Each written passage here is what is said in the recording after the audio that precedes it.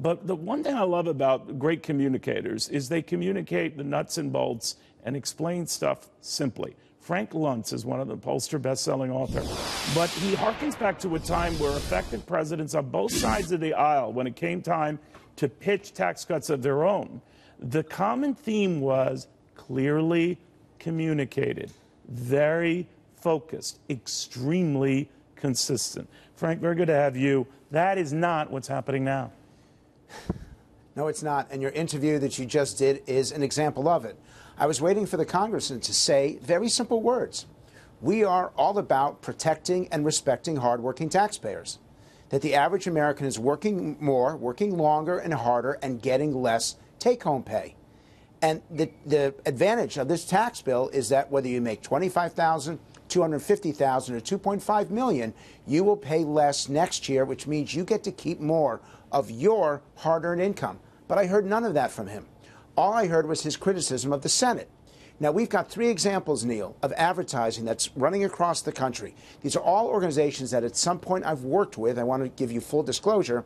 There's one ad that is doing worse than the rest because it is only focused, or it's too focused, on the corporate aspect rather than the individual. As you see the lines climb, the higher that the lines go, the more favorable the reaction. This one's only moderately effective. Let's take a look.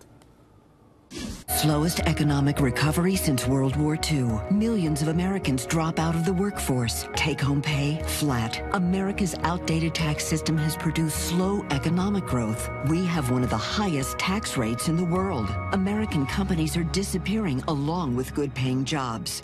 We need a plan to make America competitive again. Call Congress and tell them we can't wait any longer to give American workers the tax reform they deserve. Very vague. See, the problem with that, it was vague and it was too much about the corporate. When the average American is thinking to themselves, exactly how much will I save? How much will I be able to keep of my income? But let me show you the alternative. This one is, it uses a politician that hasn't been around for more than half a century.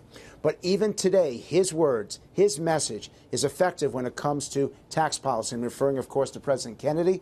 Let's take a look. Too high today, and tax revenues are too low. And the soundest way to raise the revenues in the long run is to cut the rates now.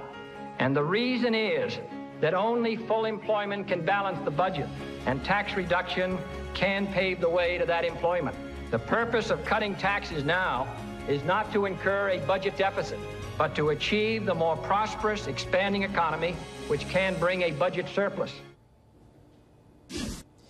It's perfect. It's historic. It's people take it very seriously. Kennedy had a very different approach than Democrats of his time. And, of course, it's very different than Nancy Pelosi and her colleagues. And the American people, when they see a Democratic president and someone who they love and respect being in favor of tax relief and tax cuts, it helps them follow. Now, I've got one more for you, Neil, and this one has only stuff written on the screen. There's no dialogue and there's no visuals to go behind it, and yet it is perfectly executed because these are truly the words that work. Let's see.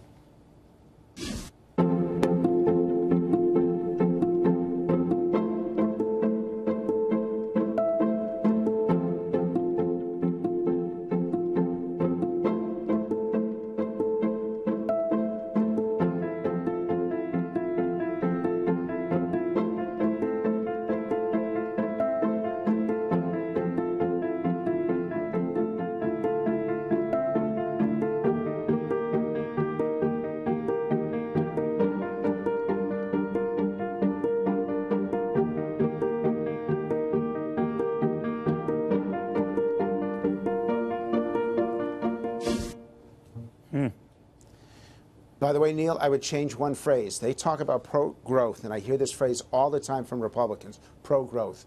For the average American, that means Wall Street. That means someone other than them. That's right. What Americans want is a healthy economy. That's what benefits them.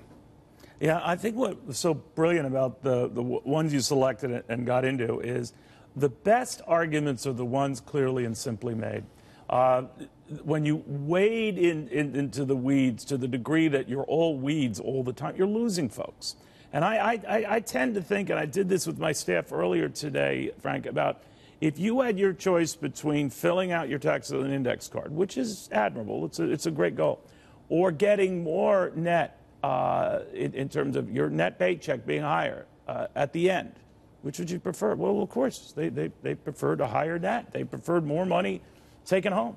So it wasn't so much the simplicity as to just getting a simple tax cut clear. And I think we get sort of rolled up in all this nonsense, and that's where we are now. And it's reminding people that this is their money that they sent to Washington, and Washington is taking far too much. Not taxing, Washington is taking. And one more thing, Neil, loopholes, bailouts, handouts. These are the things that the American people despise. The idea that lobbyists and lawyers are gaming the tax code for the rich and powerful. You have to have something you are for, which is greater take-home pay, and something that you are against, which is the lobbyists, the special interests, and those high-priced lawyers. It's a very simple thing, Neil, and I don't understand why the Republicans seem to be complicating it. Yeah, and they could learn from the best, from Ronald Reagan, from John F. Kennedy, even from Bill Clinton, who raised one tax but lowered other taxes.